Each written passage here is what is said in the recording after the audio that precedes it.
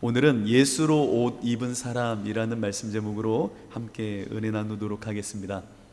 오늘 13장 11절을 유심히 보면 지금 우리 교회 공동체가 맞이하고 있는 시기와 또 개인적인 신앙 실존의 어떠한 환경을 정확하게 묘사하는 한 문장의 표현이 있습니다. 11절을 보니까 또한 너희가 이 시기를 알거니와 자다가 깰 때가 벌써 되었으니 이는 이제 우리의 구원이 처음 믿을 때보다 가까웠고 밤이 깊고 낮이 가까웠으니 라고 말합니다. 성경이 우리에게 가르쳐주고 있는 지금의 시기입니다. 2024년의 시기입니다. 과거에 이 말이 선포되어졌거나 혹은 기록되어져 있는 시점이 아니라 지금 오늘 우리의 시점입니다. 지금 우리의 시점에서의 상황은 어떠한 시점이냐면 밤이 깊고 점점 더 어둠이 짙어져 가고 있는 시절이라고 말을 합니다. 우리 교회 공동체가 놓여져 있는 시절입니다. 밤이 깊어진다는 것은 경계가 모호해진다는 겁니다. 경계의 모호성. 여러분, 밤이 깊으면요, 손바닥을 펼쳐서 달 그 빛 앞에 이렇게 세워 놓으면요, 경계가 모호해집니다. 그러니까 이것을 경계가 무너진다라고도 말하는데, 경계가 무너진다라는 시절을 우리가 지금 맞고 있는 겁니다. 어떠한 상대적인 윤리적인 가치가 더 흥해진 시절이고 절대적인 진리라든지 말씀에 대해서는 거부감을 느끼는 시절입니다. 남녀의 경계도 허물어졌고요, 윤리의 경계도 허물어졌고요, 도덕의 관념도 허물어졌고요, 성과 속의 경계도 무너지는 것이 오늘날의 시절입니다. 모든 경계를 허물어뜨리는 것, 이것을 고급진 용어로 바꾸면요, 니체라는 사람이 망치를 들고 모든 형이상학적인 세계를 무너뜨렸다라고 말하는 시절이 오늘 우리의 시절입니다. 그러니까 망치로 다 부셔버리는 거예요. 해체의 신학, 해체의 시절, 그것이 바로 여러분들이 마주하고 있는 오늘날의 시절입니다.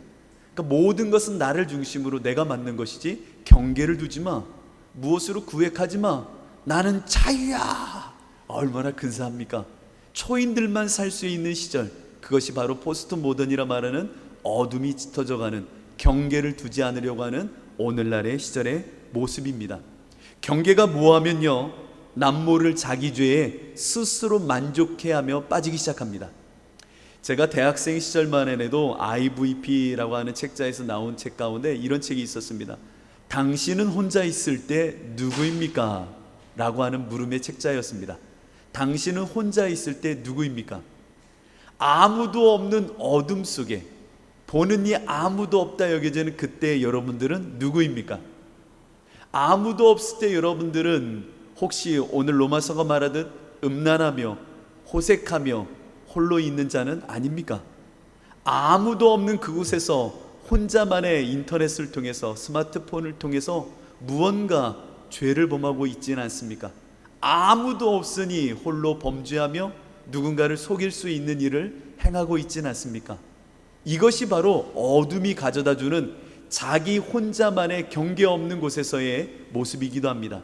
그러다 보니까 예수 믿는다 하면서도 오늘 이 시간 우리들은 어둠 속에 빠져서 스스로 쾌락을 즐기고 스스로 하나님 아닌 것에 모든 것을 몰두하는 모습을 갖기도 합니다. 점점 더 어둠은 짙어져 가고 있다라고 성경은 말씀합니다. 뿐만 아니라 이것이 공동체의 모습이라면 여러분 개별 실존을 향하여 오늘 로마서는 이렇게 말합니다. 구원이 처음 믿을 때보다 더욱 가까워졌다라고 말합니다. 맞지요? 여러분들이 처음 예수님을 믿을 때보다 구원이 가까워졌다, 이 말은요, 쉽게 얘기하면 여러분 죽음 앞에 설 날이 멀지 않았다라는 이야기로 바꾸어도 좋습니다. 처음 여러분들이 예수님을 믿을 때보다 이제 죽음 앞에 설 날이 더욱 가까워지고 있는 겁니다. 물론 우리에게 죽음이라는 것은요, 예수님이 오시든 혹은 내 생물학적인 나이가 다 연수가 차 죽음을 맞듯 그때를 이야기하는 겁니다. 여러분들에게 구원은 점점 더 다가워지고 있습니다. 어찌 깨어 준비 잘 되고 있으신가요? 심판대 앞에 설 준비는 참 잘 되고 있으신가요? 예수님이 오늘 안 오셨어. 얼마나 기쁜지요. 왜 예수님이 안 와서 기쁘냐면 내일 하루 더 영혼의 때를 준비할 수 있으니 그나마 다행이야 라고 하는 그 기쁨으로 기쁜 겁니다. 그렇죠? 오늘도 준비하는데 내일은 잘 준비해볼까? 막연한 희망과 기대로 내일은 잘 준비해봐야겠지 라고 하는 것이 아니라 우리는 날마다 깨어서 예수님 오실 그날을 기다리고 있어야 되는 겁니다. 요즘 중고등부 아이들이 시험을 치를 때가 다가오고 있습니다. 중간고사예요. 우리 어른들은 이제 명절이어서 나름 쉴 수도 있는 터이지만 우리 아이들은 이제 시험을 준비하는데 명절이 끼면 이거 곤욕스러운 거예요. 생각해 보세요. 이건 명절을 보내란 얘기예요? 공부를 하란 얘기예요? 물론 공부 안 하는 애들한테 신났죠. 근데 시험 준비를 잘하든 못하든, 잘하는 그룹이든 안 하는 그룹이든 시험이 연기됐어 하는 그 기대감은 늘 있는 겁니다. 학교에 불이 났으면 좋겠다. 한 번씩 생각해 보셨죠? 안 해봤어요? 재현이랑 채린이 해봤잖아. 불이 났으면 좋겠다. 저는 해봤어요. 심지어는 전쟁 났으면 좋겠다 이 생각도 한 적이 있었어요. 어린 시절에는요. 왜? 시험 보기 싫으니까. 근데 이 같은 마음을 공부를 하든 안 하든 똑같은 마음이에요. 근데 전쟁이 일어나거나 어려운 일은 안 닥쳐오죠. 그런데 오늘같이 만약에 시험이 연기되어져서 10월 1일 날 공휴일이 생겨서 2일 날인가요? 이렇게 우리 공휴일이 하루 생겼어 하면요, 시험을 준비하던 친구도 좋고 시험을 준비 안 하던 친구도 좋습니다. 근데 준비하던 친구는 왜 좋아요? 시험을 조금 더 공부할 수 있는 시간이 생겼으니까 열심히 준비하면 되겠다라는 마음 때문에 좋은 겁니다. 근데 공부 안 하는 친구도 좋아요. 왜? 하루 더 놀 수 있고 하루 더 멀어졌으니까 좋은 거예요. 예수님의 그 구원의 때가 다가오고 있습니다. 여러분들은 예수님이 오늘 오시지 않은 이유, 그 이유에 대하여 어떠한 측면으로 좋아하십니까?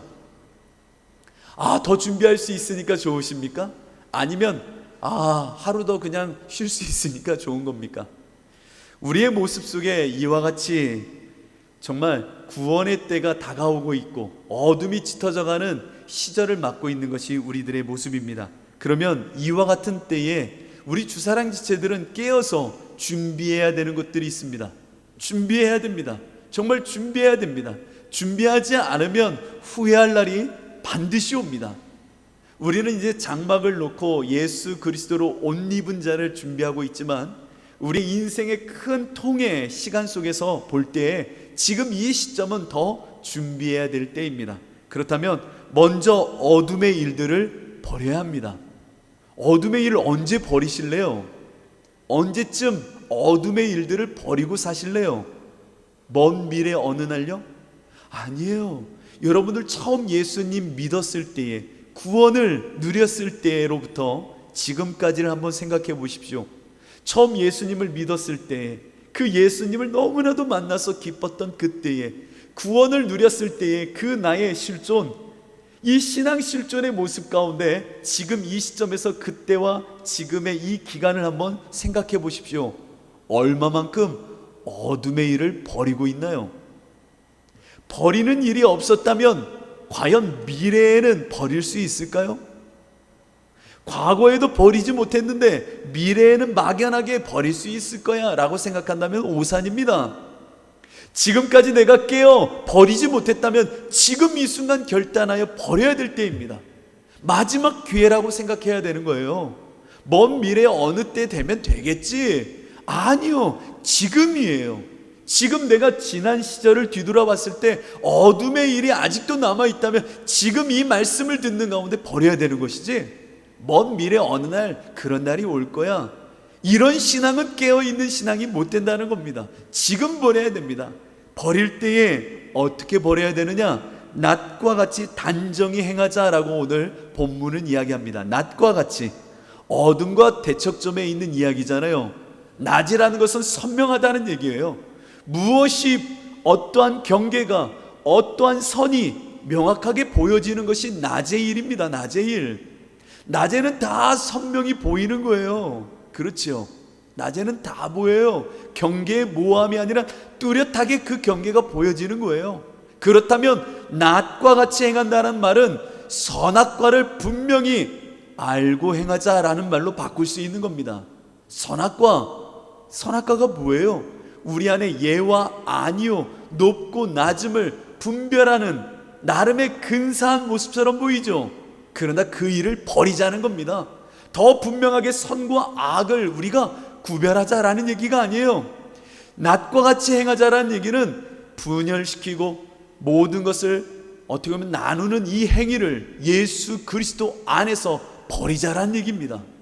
나는 오직 예수 그리스도 안에서 세상을 판단하고 분별하고 그 안에서 나누고 구획하고 그들과 경쟁하기보다는 오직 예수 그리스도 안에서 그들을 바라보며 내 사건 앞에 놓여져 있는 그것을 예수의 마음으로 누리자라고 하는 마음을 갖자라는 겁니다. 아니 목사님, 분별해야죠. 맞아요, 분별해야죠. 누구로 분별합니까? 나의 자아요?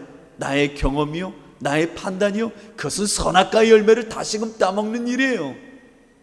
그것이 아니라 예수 그리스도의 마음으로 세상을 바라보며 그 안에 나아가야 되는 겁니다. 아니 목사님, 예수 그리스도 안에 있으면 그것이 보여지나요?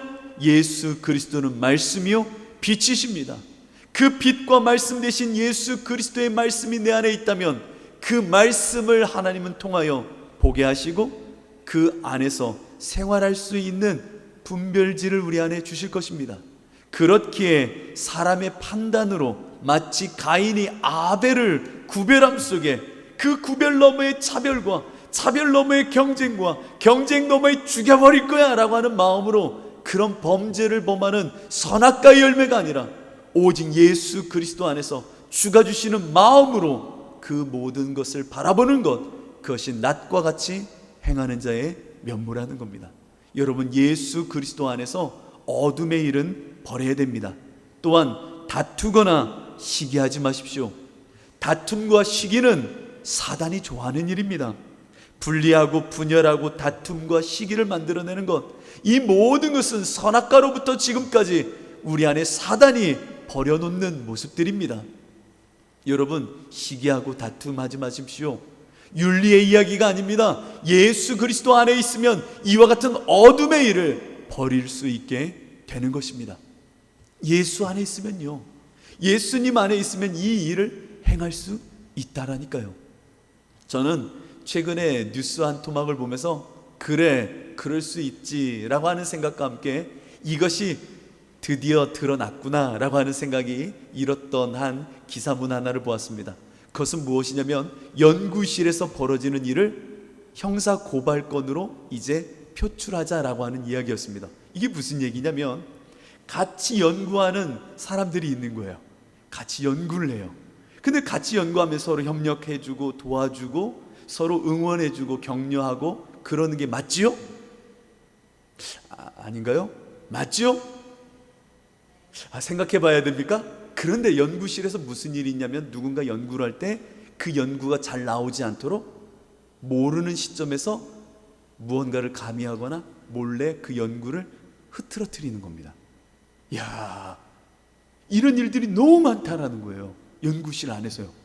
왜? 너무나도 그 연구가 잘 되는 게 너무 시기가 되는 거예요. 질투가 되는 거예요. 이해할 수 없지요, 우리는요.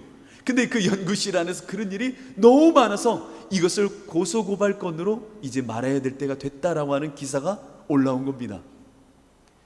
누군가 옆에서 잘 되면 박수 쳐주고 그를 품어주는 것이 아니라 우리는 끊임없는 분열 속에, 다툼 속에, 시기 속에 누군가를 나누어 놓고 경계하는 거예요. 그러면서 그를 이기고 싶고 넘어뜨리고 싶고 심지어 내가 그를 없애서라도 올라서고 싶은 마음이 너무나도 큰 거예요. 그러니 어둠의 일로서 오늘 바울은 말하는 겁니다. 다투거나 시기하지 말아라. 이것은 어둠의 일이다. 어둠의 일이다. 예수 그리스도의 일이 아니라 어둠의 일이다. 마지막 때에는 이와 같은 일을 행할 테니 이것을 경계하여 깨어 그것을 멀리해라 라고 말하는 겁니다. 여러분들이 놓여져 있는 회사나 공동체나 학교에서 얼마만큼 이런 일들이 많이 벌어집니까?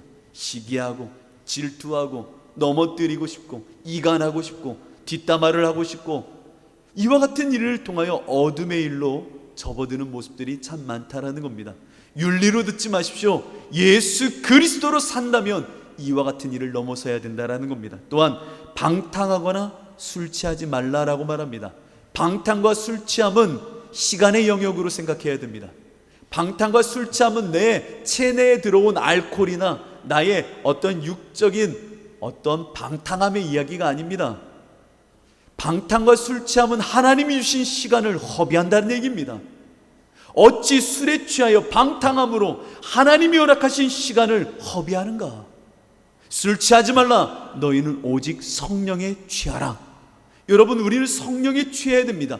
거룩에 취해야 되는 겁니다. 곧 세상 시간을 허비하지 말고 거룩함으로 영혼의 때를 준비하듯 그 시간을 하나님께 드리는 예수 그리스도 안에서만 누릴 수 있는 이 시간을 취하라 라고 하는 겁니다. 우리가 예수 그리스도 안에 있지 않으면 술 취한 자와 같이 세상에 취하여 시간을 허비하게 됩니다. 저 영혼의 때, 하나님의 심판 때를 준비할 수 있는 방법은 세상 그 어떤 것도 없어요. 돈으로도, 업적으로도, 자기 의로도 하나님의 그 심판 때를 준비할 수 있는 건 아무것도 없어요. 오직 예수 그리스도, 오직 예수 그리스도 안에 있는 자만이 저 영혼의 때를 준비할 수 있는 겁니다. 우리에게 주어진 이 시간을 가장 값지게 준비할 수 있는, 거룩한 소비를 할 수 있는 유일한 방법은 예수로 살아낼 때만, 예수로 옷 입고 있을 때만 하나님께서 그를 인정해 주시는 겁니다. 네가 영혼의 때를 준비했구나. 여러분, 지나가던 어떤 아저씨가 갑자기 차도로 뛰어들더니 잘못 운전하고 있는 사람을 막 옆길로 막 가라고 막 소리 지르는 거예요. 당신 옆으로 가요. 아니, 갑자기 뛰어든 그 아저씨가 손짓한다고 운전하던 사람이 갑니까? 무슨 일이야? 왜 갑자기 와가지고 옆으로 차를 빼라고 그래? 왜 그래? 무시해도 좋고요, 그 사람을 어떻게 보면 욕을 하면서 지나가도 되는 건 아니지만 그래도 그럴 수 있어요. 그런데 경찰복을 입은 사람이 앞에 나와서 손짓을 하면 어떻게 해야 돼요? 어메나, 걸렸다 라고 하면서 옆으로 빠질 수밖에 없잖아요. 그 옷이 무엇이라고, 옷 하나가 무엇이라고, 그 모습을 보고는 옆으로 옮길 수밖에 없는 겁니다. 여러분, 우리들이 영혼의 때를 준비할 수 있는 유일한 방법은요, 여러분, 예수 그리스도의 의복을 입고 살아갈 때만 하나님이 기억하시는 겁니다. 여러분들 이 일을 분명하게 생각해야 됩니다. 그렇기에 어둠의 일에 묶여서 사람들을 방탕함과 술 취함에 빠지는 일들에 여러분들의 인생을 허비하지 마십시오. 또한 음란하거나 호색하지 말라라고 말합니다. 정말 심각한 것은 요즘 들어 더 음란과 호색이 판을 치고 있다는 겁니다. 우리나라는 IT와 또 인터넷 기술이 엄청나게 발달하고 있죠. 그런데 말하지 않아서 그렇지 이 모든 IT 산업이 발달하면서 우리나라 같은 경우 인터넷이 엄청 더 발달하면서 사실은 성에 대한 문화가 우리나라처럼 급속도로 온 곳곳에 정말 이 바이러스처럼 퍼져 있는 나라가 없다라고 합니다. 우리나라가 일본에 비해서 섹스 산업이 몇 배 이상이, 몇 배 말로 할 수 없을 정도의 소비와 그 돈을 지출하고 있다는 사실을 알고 계십니까? 우리나라가요, 전 세계에서 탑이래요. 어떤 문화가요? 성문화가요. IT 쪽, 이쪽에 개발되면서 여러분 요즘 발달하는 게 뭐 있어요? 요즘 큰 이슈가 된 게 뭐 있어요? 저희 딸아이가 그러더라고요. 아빠 그 사진 같은 거 올려놓은 거 다 없애야 된대요. 왜요? 그 얼굴 있잖아요. 그걸 뭐냐, 딥페이크라고 하나요? 그걸로 해서 포르노물을 다 만든 거예요. 우리나라가요. 진짜 정말 이거요, 정말 심각할 정도입니다. 엄청납니다. 교회 안에서 가장 큰 문제 중에 하나는 성 문제입니다. 사실은요, 엄청납니다. 음란과 호색이 무엇입니까? 어둠의 일의 대명사입니다. 여러분, 예수 그리스도로 의복을 갖추지 않으면요, 고깃덩어리와 같은 내 인생은요, 육체의 욕망 속에 이 성에 그냥 뒹굴 수밖에 없는 것이 인생의 모습입니다. 어둠 속에서 많은 인생들이 행하는 게 뭡니까? 술 취함과 방탕함 속에 성적인 타락을 범하는 것이 어둠의 일의 대명사가 아닙니까? 교회 안에도 이런 일들이 너무나도 많습니다. 목회자로부터 평신도에 이르기까지 정말 어느 학력력 빠짐없이 이 음란과 호색은 정말로 큰 문제입니다. 여러분, 이런 어둠의 일을 버려야 됩니다. 우리 교회는 이제 새로운 장막을 향하여 나아갈 때입니다. 여러분들 이와 같은 자기 경건의 훈련과 예수 그리스도 안으로 들어가는 열심을 가져야 될 때입니다. 그렇다면 이제 말 그대로 예수 그리스도로 옷 입으십시오. 예수 그리스도로 옷을 입어야 됩니다. 저는 이 말씀 준비하면서요, 갑자기 이 말씀이 생각나는 거예요. 마태복음 10장에 이런 말씀이 있어요. 두벌옷이 아닌 단벌로 살아라 라고 하는 말씀입니다. 너희가 전도할 때 두벌옷이 아니라 한벌 옷을 입고 살아라 라고 하는 말씀이었습니다. 아니, 이 말씀과 매칭이 안 돼요, 사실은요. 근데 왜 갑자기 내 마음속에 이런 게 생각날까 하면서 깊이 묵상하는데, 예수 그리스도로 사는 사람들은, 예수 그리스도로 옷 입었다라고 말하는 사람은 단벌신사구나 라고 하는 생각이 들었습니다. 단벌신사. 여러분, 단벌신사의 서름을 아십니까? 와, 전 신학생 때 단벌신사였거든요. 와, 정말 단벌신사. 우스갯소리로 그냥 들으세요. 제가 시골에서 목회할 때 한 양복을 그냥 계속 입는 거니까요. 입다 보니까 저 다 허른 줄 몰랐어요. 근데 엉덩이가 너무나도 허른 거예요, 양복 바지가. 그러니까 다 찢어졌던 거예요. 예배 끝나고 나왔는데, 그러니까 저희 아내가, 여보, 바지 찢어졌잖아. 그래서 제가 보니까 엉덩이가 다 찢어졌어요. 어떻게 이걸. 그래가지고 저희 할머니 권사님들한테 보여드렸어요. 그러니까 웃으셔. 목사님 엉덩이가 그게 다 찢어졌냐고. 근데 그게 천이 헐어가지고 그랬던 거잖아요. 제가 사실은 에피소드로 들으세요. 제가 여기 우리 전에 흥덕에서 예배 드렸을 때, 그때도 그 단벌 양복이 다 헐었던 거예요. 그래서 바지가 또 그때도 다 터졌었어요. 그래서 제가 이 양복 상의를 허리에 맸던 적이 있어요. 그랬더니 목사님 더운데 왜 그걸 메고 계세요? 그러셨어요. 사실은 엉덩이가 다 헐어서 양복이 찢어졌던 거예요. 그게 너무 창피하잖아요. 그러니까 제가 이거를 이렇게 짠맸던 거예요. 단벌신사의 서름이라는 게 때로는 이런 거예요. 이 옷 아니면 입을 게 때로는 없을 때. 그렇다고 저를 그런 눈으로 보지 마십시오. 근데 이 양복이라는 것, 그 단벌신사라는 게 그것만을 고집할 수밖에 없는 것. 예수 믿는 사람들은 단벌신사의 삶을 살아야 됩니다. 어디 가서는 다른 옷을 입고, 세상 가서는 다른 옷 입고, 회사에 가서는 또 다른 옷 입고 사는 게 아니에요. 어느 자리, 어느 시간에 있든 늘 예수 그리스도로만 옷 입고 있는 사람이 정말 우리가 돼야 되는 겁니다. 누구를 만나도 나는 예수 믿는 사람, 어느 자리에 가도 나는 예수 믿는 사람, 어느 행동과 어떠한 모습을 살아가야 될 상황이어도 나는 예수 믿는 사람으로 남아 있어야 되는 겁니다. 그것이 예수 그리스도라는 단벌 옷을 입고 사는 우리의 모습이 되어야 되는 겁니다. 그리스도인의 신앙의 정체성이 이와 같이 밝히 분명해져야 우리의 삶에는 정말 낮의 일을 행할 수 있게 되는 겁니다. 여러분, 군인들이요, 밖에 나오면 무슨 옷을 입죠? 사복을 입나요? 아니요, 군복을 입습니다. 여러분들 모르시죠? 저도 사실 공익이어서 잘 모릅니다. 그러나 군인들은 밖으로 잠깐 휴가를 나와도 군복을 입습니다. 학생들은 뭘 입죠? 교복을 입습니다. 그게 그들의 지금의 정체성이기 때문입니다. 학생들이 교복을 입으면 여러 가지 불편함이 있습니다. 나이트클럽을 갈 수 있을까요? 가기 힘듭니다. 술집에 들어갈 수 있을까요? 못 갑니다. 편의점에서 담배를 살 수 있을까요?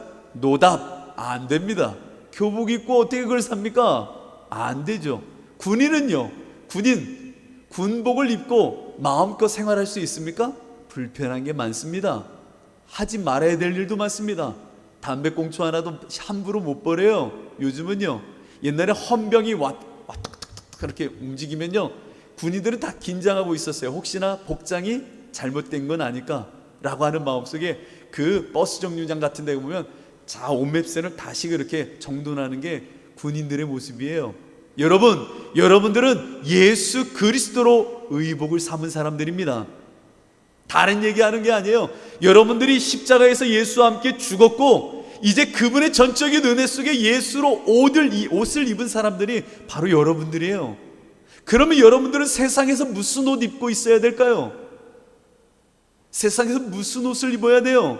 예수 그리스도의 옷, 그 정체성을 입고 있어야 되는 겁니다.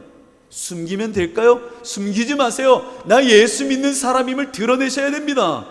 창피한가요? 부끄러운가요? 예수 믿는 게 불이익이 되는가요? 맞아요. 창피하고 불이익이 될 수 있겠죠. 그러나 그 창피함과 불이익이 나에게는 자기 정체성을 확인하는 시간입니다. 그것이 여러분들에게 십자가의 절뚝거림이 되어야 되는 겁니다. 그 불편함을 갖고 살아야 되는 것이 바로 여러분들입니다.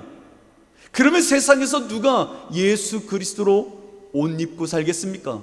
여러분들이 그 옷 안 입고 사는데 누가 입고 살겠어요? 목사가요? 아니요. 목사님들도 그 옷 입기 싫어해요. 정말 싫어해요. 저도 주유소에서요, 주유하는데 갑자기 목사님! 그러는 겁니다. 고개를 돌릴까요? 안 돌릴까요? 안 돌려요. 이렇게. 그때 목사님! 그러는 거예요. 봤더니 어머나, 제가 아는 분이야. 아는 분. 제가 이 동네에서 목회했었잖아요. 그랬습니다. 목사님 주유하고 계시냐고. 순간요, 고개를 돌릴까 말까 엄청 고민되는 거예요. 세상에서도 목사님 하면 다른 사람 있겠지, 다른 사람 있겠지. 음식점에 들어가도요, 다 여자분인데 혼자 남자분 있으면 저분 100% 목사님이야, 이 생각이 드는 거예요. 그리고 나면 제 마음속에 이런 생각이 들어요. 제발 음식점에서 너무 소란 피우거나 불쾌한 행동 안 했으면 좋겠다. 그러면 때로는요, 아주 때로는요, 집사님 권사님들이 막 그 음식점에 더 소리 지르고 음식 더 갖다 달라고 막 그러면요, 창피하다 창피하다 별 생각이 다 들어요. 예수 그리스도로 의복 입고 다니면요, 불편해져야 되는 거예요. 어디 가서 여러분들은 예수로 옷 입고 사실래요? 교회 들어올 때요, 아이고 입고 들어가야지. 이 앞에서만 예수로 옷 입고 들어오실래요? 나갈 때는요, 빨리 벗어 이렇게 떠놓고 나가실래요? 이거 아니라는 거예요. 단벌 신사처럼 여러분들은 늘 예수로만 옷 입고 있는 정체성을 살아야 되는 것입니다. 그럴 때만이 예수 그리스도의 뜻, 하나님의 뜻을 이룰 수 있게 되는 겁니다. 뜻은요, 한순간 한순간 한순간 일회성으로 성취하고 그것을 잡아 끈다고 이루어지는 게 아닙니다. 뜻은요, 시간이라고 하는 인내의 시간을 통하여 이루어지는 것이 바로 약속이요, 하나님의 뜻입니다. 하나님의 뜻은 선택이 아닌 지속성이에요. 여러분 꼭 기억하셔야 됩니다. 힘들 때만 주여 한다고 그 뜻이 이루어지는 게 아니라고요. 그 뜻은 내 인생의 시간을 통하여 하나님이 만들어내시는 것이 하나님의 뜻이라는 겁니다. 하늘에서 뜻이 이루어진 것 같이 땅에서도 이루어지리이다. 주여, 이 땅의 시간을 살아가는 나에게 시간을 통하여 하나님의 뜻이 이루어지길 원한다라는 말입니다. 한순간 도깨비가 그냥 뚝딱 하니까 무엇이 생기는 게 하나님의 뜻이 아니에요. 그것은 동화 속에서나 이야기되는 이야기일 뿐입니다. 우리의 말씀은요, 나의 시간의 인내와 절제와 훈련을 통하여 하나님의 뜻이 이루어지는 겁니다. 예수님으로 삽니다. 예수님, 내 안에 하나님의 뜻이 이루어지길 원합니다. 정말인가요? 정말 이 옷을 입고 살면서 정말 그 뜻이 이루어지길 원한다고요? 그러면 이 옷 벗지 말고 살아야 되는 겁니다. 그래야 뜻이 이루어지는 겁니다. 이 옷 벗으면 뜻이 이루어지지 않아요. 제 친구가 해병대에 갔습니다. 멋있죠? 해병대. 이야, 그래서 제가 조심히 잘 갔다 와라. 너무 멋있다. 어떻게 해병대 갈 생각을 했니? 했더니 자기가 볼 때는 한 번 해병이, 영원한 해병이, 귀신을 잡는 해병이 최고 아니냐? 내가 갔다 온다. 우와, 딱 갔대요. 갔더니 이제 훈련복을 주잖아요. 훈련복 딱 입고 일주일 지날 때 갑자기 그런데요, 힘들어서 가야 되겠다 생각하는 사람 손들어라 라고 한대요. 해병대 갔다 오신 분 아무도 없으시죠? 그런데요, 그랬더니 이 친구가 손을 든 거예요. 그러면 갈 때 어떻게 해야 돼요? 훈련복 벗고 가라고 그래요. 훈련복 입고 나오나요? 벗고 가는 거예요. 훈련복 벗고 빨리 하고 나왔어요. 그래서 다시 육군으로 갔어요. 훌륭한 친구예요. 아주 훌륭한 친구예요. 해병대 갔다 일주일 만에 훈련복 벗고 나온 친구예요. 못 견디겠다는 거예요. 죽겠다는 거예요. 그 시간을 통과해야 뜻이 이루어져. 나름 짝대기 하나라도 붙이잖아요. 한 번 해병이 되잖아요. 못 견디겠대요. 이건 정말 못하겠대요. 그래서 포항인가 거기서 다시 왔어요. 그랬더니 야, 너 군대 간 거 아니야? 그랬더니 도망 나왔대요. 이거 정말 못 살겠대요. 아니, 예수 그리스도로 옷을 입었으면 그 옷 입고 끝까지 가야 짝대기 하나라도 뜻이 이루어지죠. 여러분들의 삶 가운데 예수 그리스도로 의복을 입은 자가 힘들어. 뭐에 잠깐 벗어놓고 세상 나갈 때 회사에서는 누구 만날 때는 옷 벗어야 돼. 빨리 옷 벗어. 이게 말이 됩니까? 무슨 하나님의 뜻이 어디에서 어떻게 이루어질 건데요? 말이 안 되는 얘기예요. 오늘 바울은 그 얘기하고 싶은 거예요. 낮의 일로 깨어 구원의 날이 다가오니 예수로 옷 입고 살자라는 겁니다. 그러면 이와 같은 모든 예수 그리스도로 옷 입는 삶을 살 때에 우리 마음속에 믿음으로 지향해야 되는 것이 있으니 그것은 바로 하나님을 향한 사랑입니다. 이것을 놓치지 마십시오. 오늘 본문의 마지막 절을 한번 보세요. 14절입니다. 이 부분을 우리는 많이 놓칩니다. 오직 주 예수 그리스도로 옷 입고, 그 이후에 무엇을 말합니까? 정욕을 위하여 육신의 일을 도모하지 말라라고 말합니다. 여기에서 우리는 신앙의 그 본질과 본성을 잘 파헤쳐야 됩니다. 예수 그리스도로 옷을 입을 때에 우리는 정욕을 위하여, 이 말을 바꾸면요, 세상을 향하는 마음, 세상을 사랑하려고 하는 그 마음, 그것을 버려라 라는 말입니다. 세상을 향하는 정욕을 버리고 육신의 일을 따르지 말라, 도모하지 말라라고 말합니다. 그러니까 예수 그리스도로 옷을 입으면 두 가지가 발생하네요. 저 정욕을 위하여, 다른 말로 세상을 사랑하려고 하는 육체의 본성을 위하여 행하였던 육체의 일을 버려라, 도모하지 않게 된다라는 말입니다. 이게 무슨 얘기예요? 로마서 8장을 읽었던 사람은 이 말을 정확하게 이해하게 됩니다. 육신을 따르는 자는 육신의 일을 뭐 한다고요? 생각하는 것. 영을 따르는 자는 영의 일을 생각하는 것이 우리의 신앙의 본질적인 원리입니다. 다시 한번요, 육신을 따르는 자는 육신의 일을 생각한다니까요. 영을 따르는 자는 영의 일을 생각한다니까요. 그러면 중요한 거에 있습니다. 생각일까요? 아니요, 우리의 본성이라는 것을 더 우리는 염두에 두어야 되는 겁니다. 육신을 따르는 본성의 사람은 육신의 일을 생각하게 되어 있고, 바울의 이야기입니다. 영을 따르는 자는 영의 일을 생각하는구나.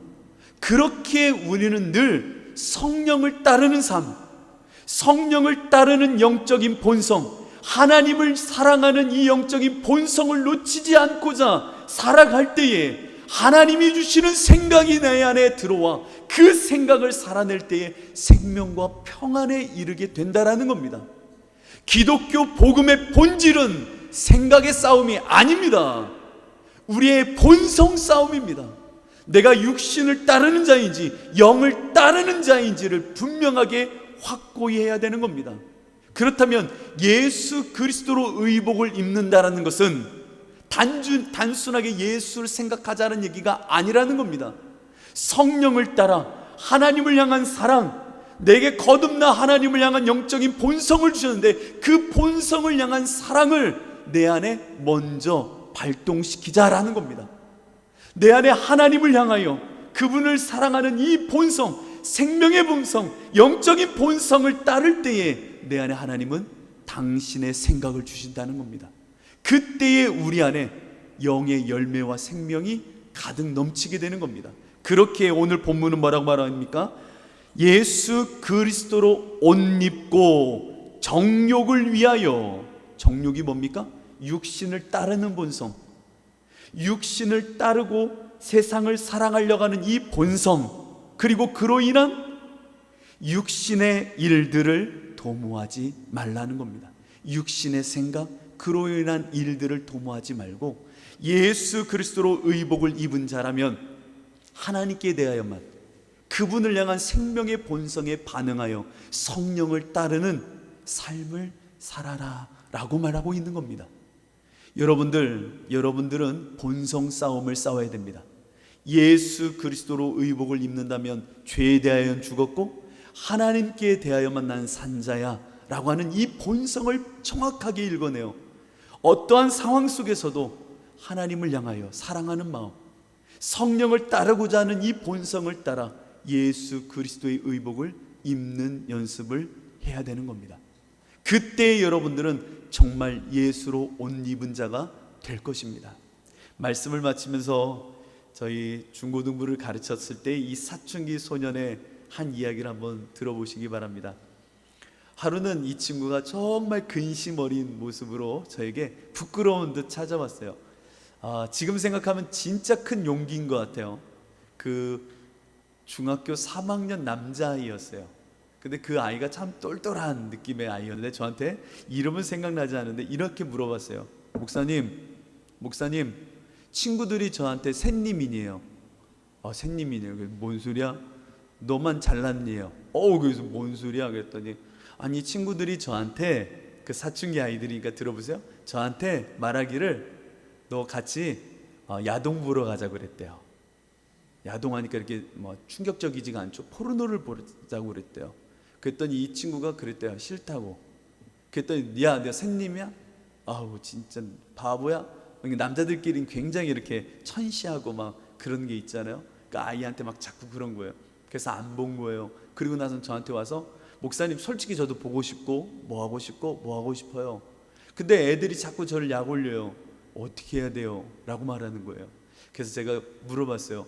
너 그 이야기할 때 부끄러웠니? 그러니까 너무 부끄럽고 내가 왜 그 친구들과 어울리지 못하는 말을 할까라고 하는 창피함이 너무나도 컸대요. 그냥 볼까? 이 생각도 많았대요. 그래서 제가 그랬어요. 잘했다. 너 계속 걔네들한테 면박받아라. 걔네들한테 핍박을 받을 수 있으면 더 받아라. 샌님이라고 하면 이렇게 말하면 어떠니? 맞아, 나 샌님이다. 이렇게 말해보면 어떻게 돼? 그게 답이에요. 답이야. 걔네가 너한테 약 올리고 바보 같다, 그 예수 믿는다고 그러는 게 맞냐 하면은 이게 맞다라고 말해줘. 그리고 나 샌님이야 라고 말해라. 왜냐면 예수 믿는 것은 그렇게 그 친구들한테 샌님이라는 욕도 당하고 바보 같다라는 말을 당할 때에 네가 위축되는 게 아니라 그 예수로 인하여 너는 더 커질 거야. 그러니까 그 친구한테 당당하게 말 못하는 자처럼 그렇게 고개 숙이지 말고 나 샌님이다 라고 말해. 알았지? 그랬더니 그 친구가 해보겠대요. 그리고 그 다음 주에 왔어요. 했어? 제가 궁금하잖아. 근데 해봤대요. 엄마 나 샌님이다 자식아. 그렇게 말을 했대요. 근데 잘했어. 근데 욕도 했으니까 욕도 했대요. 욕까지는 아닌데 아무튼 잘했어. 그랬더니 기분이 어때? 그랬더니 그 친구의 기분을 이야기하는 거예요. 너무 좋았대요. 그래, 나 샌님이다 임마. 나 예수 믿어서 이렇다 이 자식아. 그러면서 욕을 했대요. 잘했어. 다음에 또 그러면 또 그래. 예수 믿는 거 이런 거야 라고 말해줘. 걔한테 말해줘. 이게 예수 믿는 거야 라고 말해줘. 여러분, 한 사춘기 소년의 모습 같지요? 우리의 모습이어야 됩니다. 우리의 모습입니다. 남들의 모습이 아니라 여러분들의 모습이 될 때에 우리는 정말 깨어 구원의 날을 준비하는 자들 될 줄로 믿습니다. 이 시간 우리 함께 찬양하고 이 시간 함께 결단하겠습니다.